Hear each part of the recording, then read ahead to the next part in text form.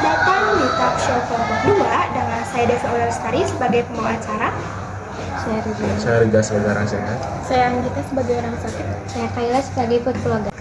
Baik, di sini ada Rizali yang seorang yang sehat.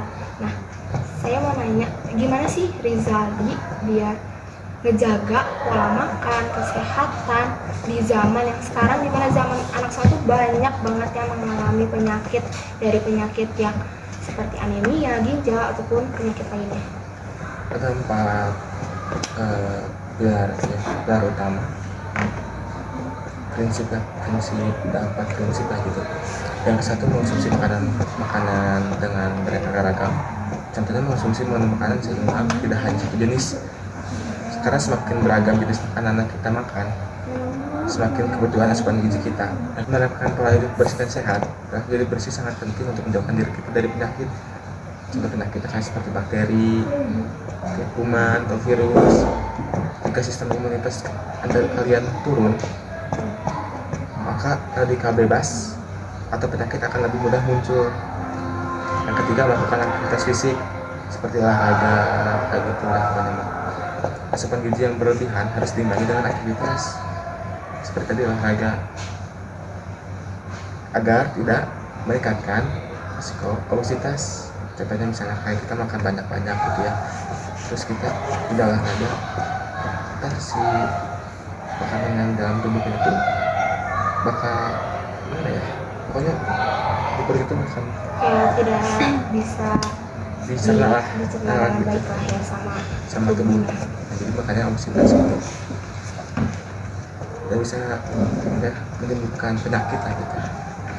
Menjaga berat badan yang ideal, cara berat badan harus tetap dipantau agar tidak mengalami obesitas lagi, karena bisa menimbulkan penyakit yang sangat gimana lah. Contohnya yang ada di itu namanya siapa, pokoknya yang orang gendut yang kilonya tuh sampai 100. Dia tuh sekarang karena dibantu oleh binaragawan yang pelajari, dia tuh turun sampai 80 kilo kalau nggak salah, dari 100-an lebih.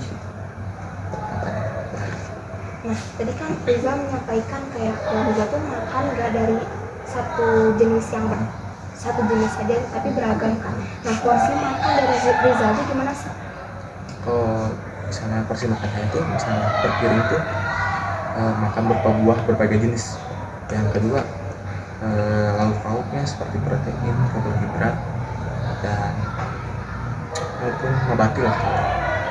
Yang ketiga, piring berupa makanan yang pokok seperti tadi kayak protein, karbohidrat. Yang keempat, piring makanan berupa sayur-sayuran. Nah, itu sangat penting bagi tubuh kita. Baik, lalu di sini ada Anggita sebagai orang yang sakit. Nah, gimana sih pengalaman Anggita bisa sampai sakit kayak gini? Seperti yang saya ketahui, saya adalah seorang yang sakit. Pola makan saya tidak terjaga dan tidak seimbang. Saya banyak sekali makan nasi dengan lauk seperti keripik singkong, makan daging, atau kacang-kacangan tidak pernah. Saya juga tidak menyukai sayur-sayuran.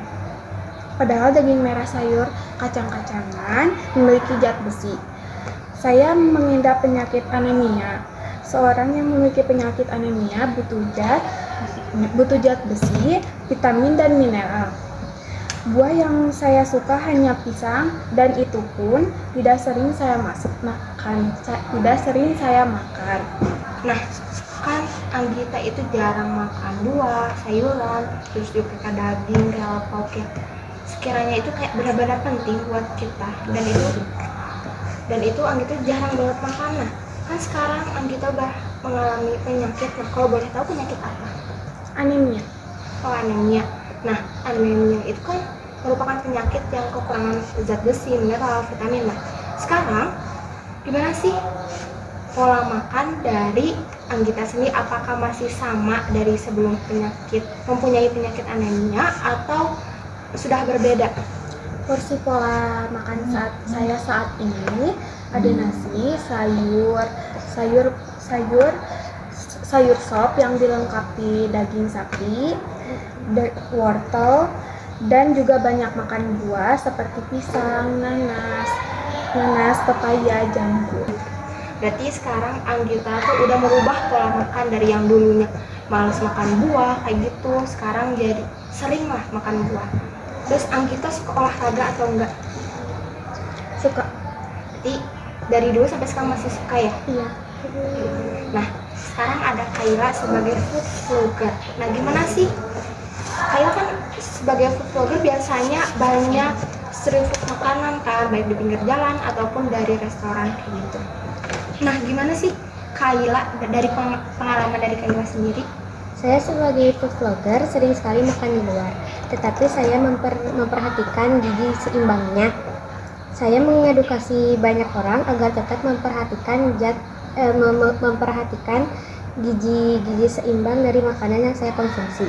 Seperti saya mengedukasi banyak orang dari video yang dimana saya memesan seblak telur, dimana sayurnya dibanyakin menjadi 2 porsi, telurnya juga 2, kue tiaw dan minyak porsinya dikurangin.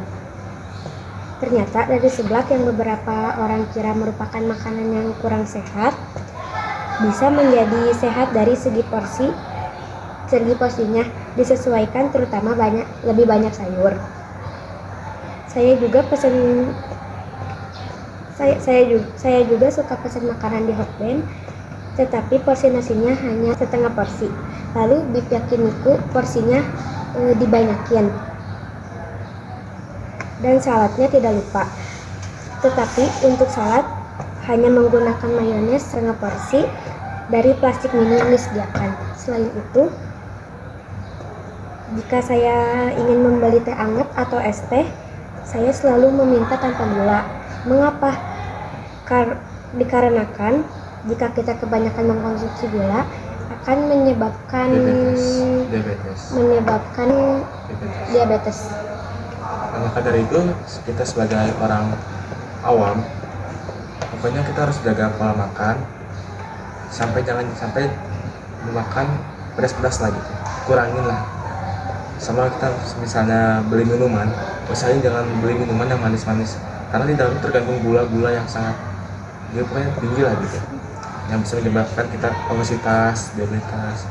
Kalau misalnya obesitas tuh perut jadi kayak gede, misalnya diabetes tuh pokoknya tuh badan kita tuh kurus karena pokoknya nggak ada daging sama sekali.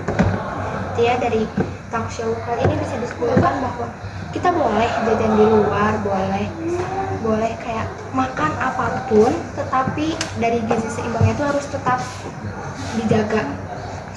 Tidak lupa juga olahraga harus tetap dilakukan, karena jika tidak seperti yang Lisa tadi bilang, maka bisa-bisa terkena penyakit baik dari diabetes, anemia, ginjal ataupun penyakit lainnya. Baik, cukup talk show dari kelompok 2. Terima kasih. Wassalamualaikum warahmatullahi wabarakatuh.